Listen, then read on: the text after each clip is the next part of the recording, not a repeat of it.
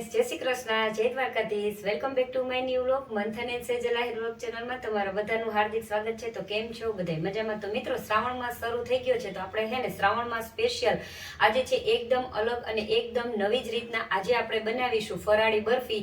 અને કુલ છે એ ફરાળી બરફી ફક્ત ને ફક્ત છે એ 4 જ વસ્તુમાંથી છે એ બની અને તૈયાર થઈ જશે. અને હા, દાંત વગરના વ્યક્તિ પણ ખાઈ શકે ને તેવી. તો તમે ગમે ત્યારે ઉપવાસ હોય, 11 હોય કે શ્રાવણ માસ હોય, તેમાં તમે ખૂબ જ આસાનીથી અને ખૂબ જ જલ્દીથી છે એ બનાવી શકો ને તેવી. ફરાળી બરફી બનાવવા માટે આપણે અહીંયા છે ને સૌથી પહેલાં ગેસની આંચ ચાલુ કરી લેશું. સાવ ધીમી આંચ ઉપર ગેસ રાખવાનો છે આપણે.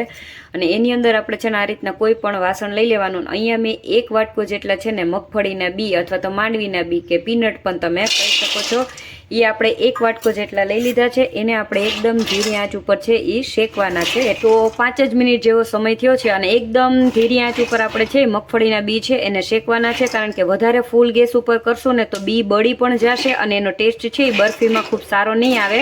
તો હવે આપણે આ રીતના થોડા શેકાઈ ગયા ને તો આપણે ચેક કરશું. તો તમે જોઈ શકો છો એકદમ આસાનીથી આ રીતના મગફળીના ઉપરના જે ફોતરા છે એ ઉખડી જાય છે. તો હવે આપણે ગેસની ફ્લેમ છે એ બંધ કરી દઈશું. હવે આપણે આ રીતનું એક કોટનનું કપડું લઈ લીધું અથવા તમે કોઈ પણ કપડું લઈ શકો છો. એની અંદર આપણે આ રીતના મગફળીના બી છે એને ઠલવી દેશું. અને પછી આ કપડું છે એને આપણે આ રીતના રાખી અને ગરમ ગરમ થોડા ઘણા હોય પણ આપણે આ રીતના હાથેથી છે એને એક એક કરી અને ફોલવાની, જેથી સમયનો પણ આપણે બચાવ કરી શકીએ. અને આ રીતના કરવાથી છે એ બધા મગફળીના ફોતરા છે એ ઉકળી જશે. તો આપણે બધા મગફળીના બી એટલે કે માંડવીના દાણા છે એના ફોતરા છે એકદમ સરસથી ઉખેડી અને આ રીતના ડીશમાં લઈ લીધા છે.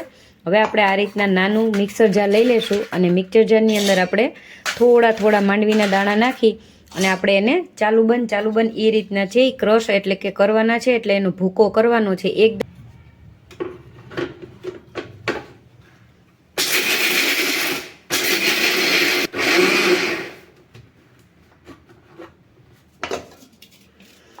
જો તમે જોઈ શકો છો આ રીતના આપણે એને એકદમ સરસથી ઝીણો ભૂકો કરી લીધો છે, ચાલુ બંધ કરી.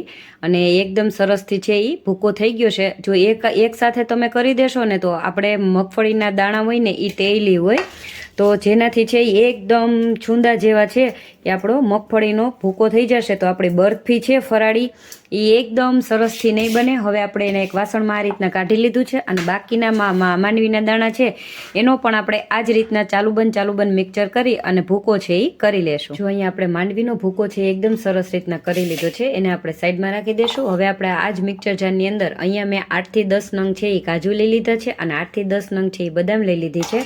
એને પણ આપણે મિક્સરમાં છે એ ક્રશ કરી લેશું. અહીંયા આપણે તમે જોઈ શકો છો કાજુ અને બદામ છે એનો પણ એકદમ સરસ રીતના આ રીતના ભૂકો છે એ કરી લીધો છે. તો હવે અહીંયા આપણે આ આપણો માંડવીનો ભૂકો કરેલો છે ને એની અંદર આપણે આ કાજુ બદામનો ભૂકો છે ને એ નાખી દેવાનો છે.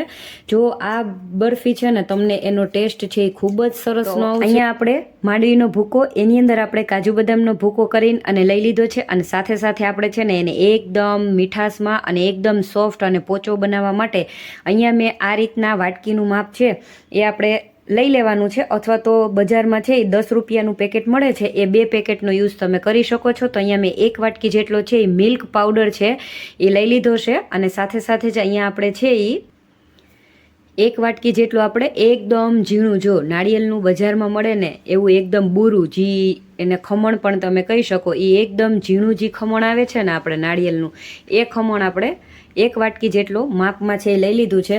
જો તમે નકરી પણ એમને માંડવીની બરફી બનાવવા માંગતા હો ને તો પણ તમે બનાવી શકો. પણ તમે એકવાર છે એ આ રીતની માંડવીની બરફી બનાવશો ને તો એનો ટેસ્ટ અને હા કોઈ કહેશે જ નહીં કે આ માંડવીની બરફી છે. એમ શરૂ થશે ને તો બજારની અંદર મીઠાઈ છે એ બહુ જ મળશે.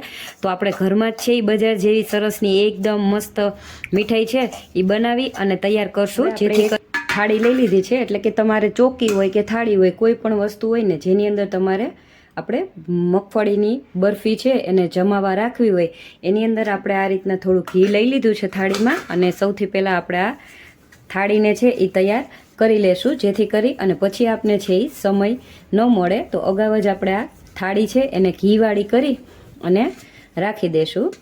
હવે આપણે અહીંયા આ રીતના નાની એવી કઢાઈ કે નાની એવું કોઈ પણ વાસણ લઈ લેવાનું છે અને એની અંદર ગેસની ફ્લેમ આપણે અત્યારે ધીરે રાખશું. એની અંદર અહીંયા મેં આ રીતના પોણી થાળી જેટલી છે, એ આખી નથી, જો પોણી થાળી છે એટલી ખાંડ લીધેલી છે, અથવા તો તમે ગળ્યું જે રીતના ખાતા હોય એ અકોર્ડિંગ તમે લઈ શકો છો. અને સાથે સાથે છે આપણે અહીંયા ખાંડ ડૂબે ને એટલું આપણે પાણી છે એ નાખી દેવાનું છે અને આપણે આની ચાસણી લેવાની છે. જો તમે છે એ વધુ ગળ્યું ખાતા હોય તો હજી પણ વધારે ખાંડનો યુઝ કરી શકો છો, પણ આપણે અહીંયા છે ને મેં જેટલા માંડવીના બી લીધા હતા ને એ જ વાટકાના માપથી આપણે અહીંયા પોણો વાટકો જેટલી ખાંડ છે એ લીધેલી છે. તો આપણે આ રીતના ચાસણી લેવા માટે ખાંડને હલાવીશું, જેથી કરી અને નીચેની અને બધી ખાંડ છે એક સરસ રીતના ઓગળી જાય અને આપણી ચાસણી છે એકદમ સરસ રીતના આવી જાય. જો ખાલી આપણે 5 જ મિનિટ આપણી ખાંડને છે એ હલાવી છે તો તમે જોઈ શકો છો આપણી ખાંડ છે એ બધી ઓગળી ગઈ છે. ગેસની ફ્લેમ છે એને પછી ધીરી રાખી દઈશું અને આપણી ફરાળી બરફી છે એના માટે આપણે અહીંયા 1 તારની ચાસણી લેવાની છે. તો હજી તમે જોઈ શકો છો ચાસણી છે એ આવેલી નથી, તો આપણે ચેક કરતા રહેવાનું છે. તો આપણે પછી ફરી પાછું ચેક કરશું. તો જો તમે જોઈ શકો છો કે આ રીતના આપણા ચમચાની અંદર છે એ તાર થવા માંડ્યો છે. અને જો તમને ચાસણી લેવાની ખબર ન પડે ને તો આપણે અહીંયા કોઈ પણ વાસણ ઉપર આ રીતના ટીપું મૂકવાનું છે, પછી જો આ રીતના ચેક કરી લેવાનું. જો આપણી ચાસણી છે એ પરફેક્ટ આવી જ ગઈ છે તો આપણે ગેસની ફ્લેમ છે ને સાવ ધીરી જ કરી દેશું. હાથમાં આ રીતના ચાસણીને લઈ અને આ રીતના તાર કરવાનો છે. તો આપણે તમે જોઈ જ શકો છો, જો તાર કાયદેસર થાય છે, તાર છે એ તૂટતો પણ નથી. તો તમે જોઈ શકો છો. જો તો આપણી આ 1 તારની ચાસણી છે આપણી ફરાળી બરફી માટે પરફેક્ટ છે. તો હવે આપણે ગેસની ફ્લેમ છે એને બંધ કરી દેશું અને આપણી ચાસણીને આપણે નીચે ઉતારી લેશું. જો અહીંયા આપણી ચાસણી આપણે નીચે ઉતારી લીધી છે અને અહીંયા આપણે જો આ વાસણ છે એની અંદર આપણે બધી વસ્તુ મિક્સ કરી લીધી હતી પહેલેથી જ. એ એટલા માટે કારણ કે જો આપણે ચાસણીની અંદર ડાયરેક્ટ જ છે એ આ બધી વસ્તુ નાખશો ને તો આના ગઠ્ઠા થઈ જશે અને મિલ્ક પાવડરના પણ ગઠ્ઠા થઈ જાય. તો આપણે ચાસણી છે હવે આપણા ફરાળી બરફીની અંદર આપણે આ રીતના જે વાસણમાં આપણે ચાસણી કરેલી છે ને એ જ વાસણમાં આપણે એને નથી કરવાનું કે આપણે ગેસ ઉપર પણ નથી રાખવાનું આપણે. અને આ ચાસણી છે એ આ બધા મિક્સ કરેલા આપણા બધી વસ્તુની અંદર આપણે નાખી અને બધી વસ્તુને એકદમ સારી રીતના આપણે હલાવવાની છે. તો તમે જોશો ને તો પરફેક્ટ જ આપણી આ બરફી છે એકદમ સોફ્ટ અને એકદમ સરસ છે એ બનવાની છે. એને એકદમ આમ ટેસ્ટી અને એકદમ સરસ છે બનાવવા માટે હવે આપણે અહીંયા અડધી ચમચી જેટલું ઘી લઈ લીધું છે, જેથી છે આ એકદમ સરસ રીતના છે એ બધી વસ્તુ છે એ મિક્સ પણ થઈ જાય. હવે આપણે બધી વસ્તુ એકદમ સારી રીતના આ રીતના મિક્સ કરી લીધી છે.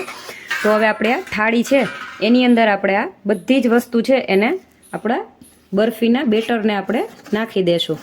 અને અહીંયા આપણે આ રીતની વાટકી છે અથવા કોઈ પણ વસ્તુ તમારે લઈ લેવાની અને એની મદદથી તમે આ રીતના તમારી બરફી હોય એને થાળીમાં આપણે ફેલાવી લેવાની છે અને સરસથી આ રીતના કરી લેવાની છે. તો જો તમે જોઈ શકો છો કે આપણે આ એકદમ સરસ રીતના આપણી બરફીને ઉપરથી છે લીસું આ રીતના કરી લીધું છે. અને હવે આપણે આને ખાલી 5 થી 10 મિનિટ સુધી છે ખાલી આપણે આને રેસ્ટ કરવા દેશું.